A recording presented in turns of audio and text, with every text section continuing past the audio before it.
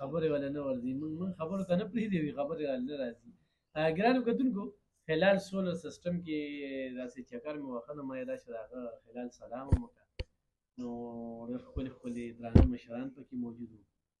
او زموږ په پېژنګلو دغه ځای ته راغلي وو. نو بوډۍ پکې خم به نو یک دم یې اواز وکړي دا خو هغه ویډیو والا نه دی. ما ویل واه څه دې نوم دی انابیا او زر راته څه وایي زما نوم چې کوم دی نه انابیا دی. ما دې لا تپوس نه و کړی. اصل کې سبق وی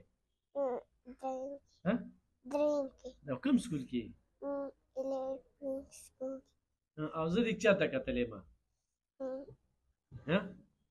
د پلار نه چې موبایل والي نو ما پکې ګوري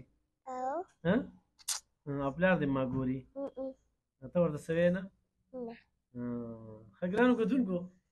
د پلارانو سره میاندو سره دا غم وي که نه چې دا بچیان لکه چې کور ته لاړ شي اوس چې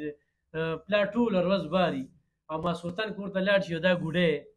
دا ورته وایي چې ما له موبایل راکړه نو څه کوي پلار به دې ته انکار وکړي سوال نه پیدا کېږي ته انکار وکړي خو ډېر هم پابندي پرې ولګوي نو انکار نه کوي. نو هغه ورځ ما ډاکټر میرعلي شاه دا د تورمزو سره تعلق ساتي او دې وخت کې د ټول پاکستان د پروفیسرانو ډینز دی. هغه وی هغه نه ما صرف دا تپوس کو چې یاره دا بچیان خو موږ نه موبایل غواړي نو دوی سترګو نظر نو هېڅ هم نه کېږي. نو اوس خو لا دا پیدا هم دی شوه هېڅ هم نه کېږي. ښه دا موبایل به لږ د ځانه داسې لرې نیسئ لکه چې داسې نږدې ونیسئ که نه نو بیا به دې چشمې به دې چولي نو بیا به دغه وي. ښه نو چې سکول ته لاړ شي ځان سره څه وړئ د کور نه وړئ او سکول کې خو چپس نه خورئ که نه چپس خلک خرابوي ښه نه خورم او اوس شیشې لګوئ تا ورته ویلي چې شیشې راته ولګوه ته خبرې کوه که نه ته اوس سره لاقې ته ډېرې خبرې کولې نو بجلي نه وي څه چې تیاره شي نو بیا خفې او چې سولر سیسټم ولګې خوشحاله به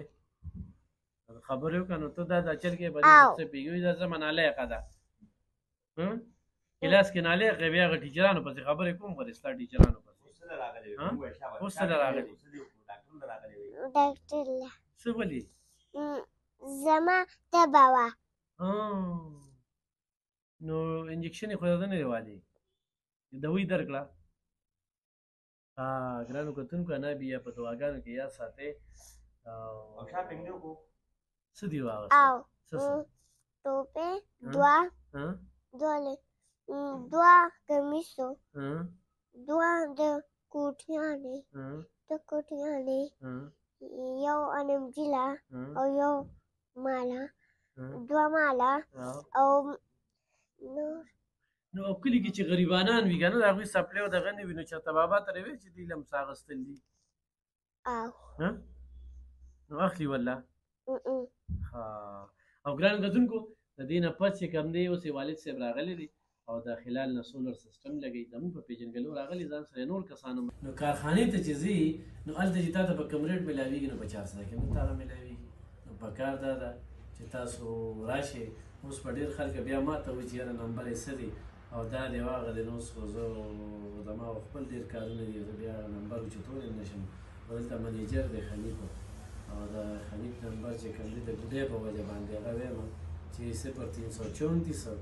او 34 44 573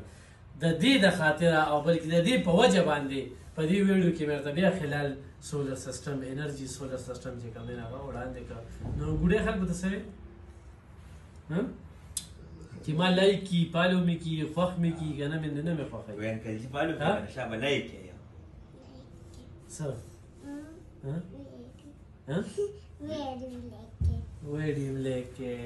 ښه دلته کې زما پېژنګلو ګرانو کتونکو دلبر راډیو ده نو دلبر راډیو دا خلک مشران ډېر زیات اوري ضرور راشئ سولر سیسټم ته او ګوډۍ چې کوم په خپلو دعاګانو کې یاد ساتئ چې خدای پاک صحت ورکړي.